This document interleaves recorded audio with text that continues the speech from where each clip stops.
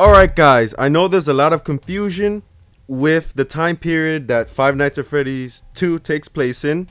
Many people are saying it's a sequel, many people are saying it's the prequel, but I think I found enough facts to prove that it is in the past. Five Nights at Freddy's 2 takes place in the past, and I didn't do this alone. I've got my own research team here. I have my main manager with me, Dawkos Games. Hello everyone.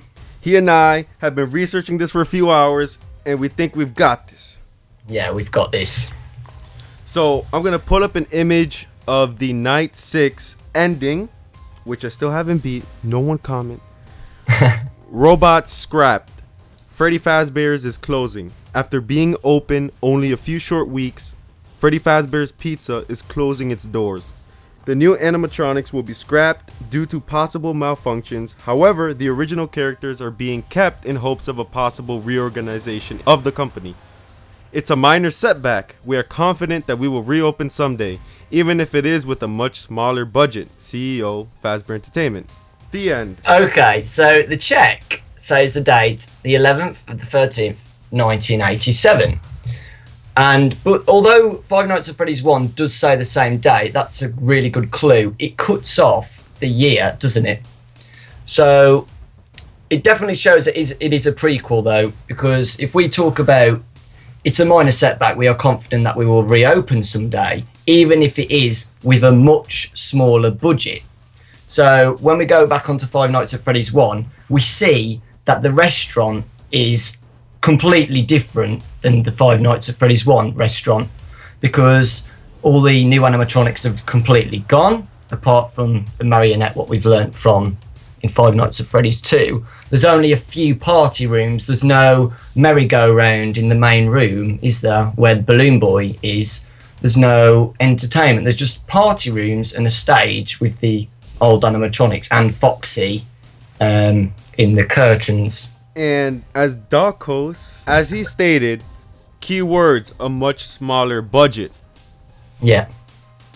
In Five Nights at Freddy's 1, everyone was complaining how you have to use doors and it runs out of power like that. Well, this could prove that Five Nights at Freddy's 2 is in the past, because they ran out of money since they spent a fortune on the new animatronics in Five Nights at Freddy's 2. The phone guy explains how the company did spend a small fortune, and in the Night 6 ending, it says that the original characters are being kept in hopes of a possible reorganization. So they did reorganize eventually, and that's how Five Nights at Freddy's 1 came to be.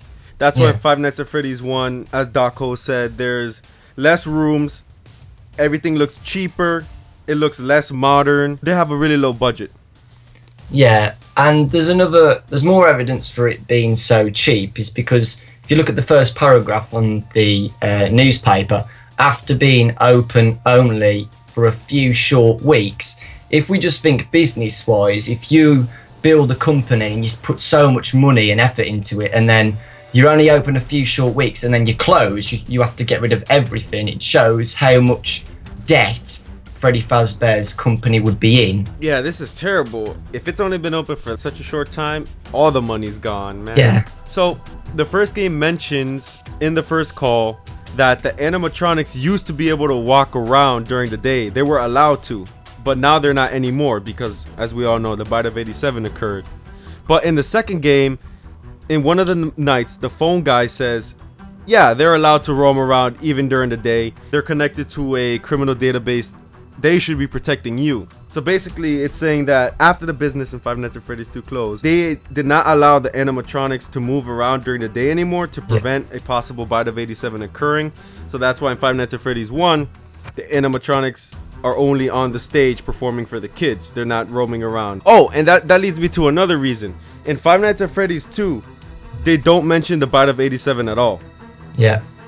And the check clearly says 1987. There's also been some rumours that the birthday party, what the phone guy talks about on night 6, is the bite of 1987 happens the next day of night 6. Yep, I agree with that. Yeah. So, since the bite of 1987 occurred in Five Nights at Freddy's 2, that's why phone guy reminisces about that in Five Nights at Freddy's 1. He's telling you that an accident occurred in the past involving one of the animatronics attacking a human. Yeah.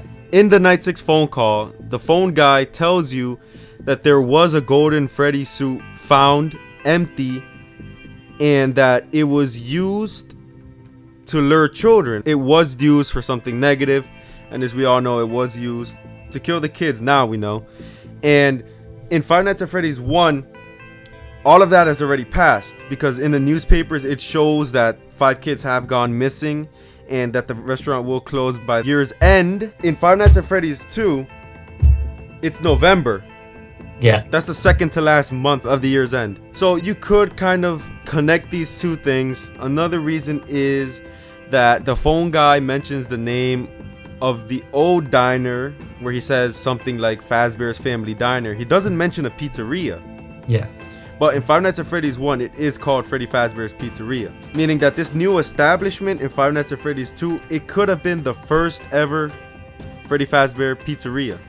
The pizzeria in Five Nights at Freddy's 1 could have been the second one that was reopened after the reorganization. You get more money in Five Nights at Freddy's 1. Another thing about the paycheck is that in Five Nights at Freddy's 1, you get paid $120, but in Five Nights at Freddy's 2, you get paid less, $100. So it just goes to show that because of inflation, the minimum wage has gone up from the first prequel to Five Nights at Freddy's 1